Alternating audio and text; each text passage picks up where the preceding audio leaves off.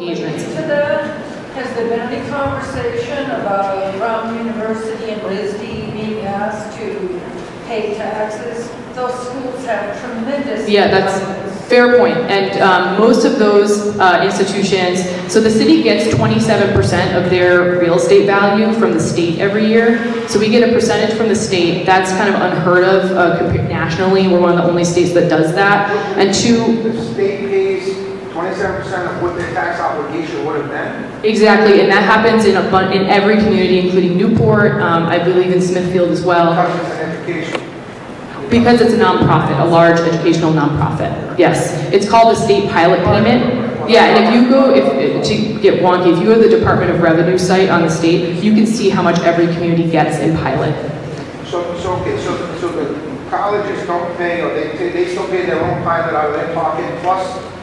And then every nonprofit institution in the city, all the universities also have a pilot agreement with the city. So under the 2 administrations ago, they established pilot payments to the city directly. So there's a state program and there's a city program. So they participate in that. All of those programs have a long life, the agreements do. We are in the middle of most of those agreements, and as we look at the future, we're trying to set ourselves up to have a more dynamic relationship with those anchor institutions so that they can help contribute to the economic growth of the city. So that's something we're absolutely engaged in and looking at. Those pilot payments are meaningful. How much do we get directly in our budget?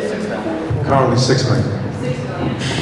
6 million, but you can see there, obviously there's potential for growth, but it's in addressing this wicked problem, it's still not enough to overcome the full obligation we have.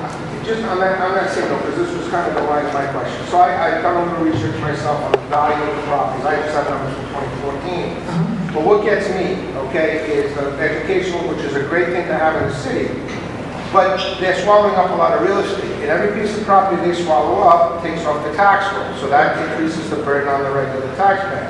I understand about the pilot program, pay minimum taxes and all that. Now you're telling me something I didn't know, which is the state is also subsidizing. So my point is, I think, is a potential solution to this and going in the future to reevaluate the pilot program and look at properties individually as their highest and best use. Certain things are only going to be educational. Providence College is in its own campus. That pretty much can only be educational. One building on the PC campus can't become an office building. But Brown has a lot of stuff on main streets that can be. Same thing with Johnson Wales, same thing with RISD. And I think those things need to be revisited, because if you look at an analysis from 30 years ago, 20 years ago, 10 years ago now, how much aggregate property have they amassed? Yep. And how much has come off of our tax roll? So I think that's a focus to do that's ready-made right there, and they all have the money for it. We need them, we want them, it's great. They're economic engines for the city and for the state, but I just don't think to have this as a single focus to solve this problem, it's a long time going. Yeah, You know? and just so you know, we have, that's a very good point. And just so you know that there is a bill before the legislature that we put every year related to the nonprofits. One of the things we've been looking a lot is these things called non-mission essential properties or uses. All that means is if the university is, there's a coffee shop in the first floor, or there's maybe they own a building that has a restaurant or something of that nature.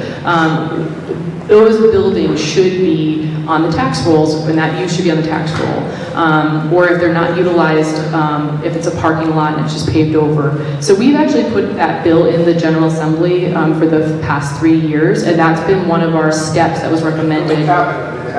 So it has not successfully passed through. We have, of course, advocated, but again, we're City of Providence going to a statewide body, and there's broader interests, obviously, and priorities that we're contending with there. So we continue to advocate for that, but that's that to us felt like a good first step. But I agree.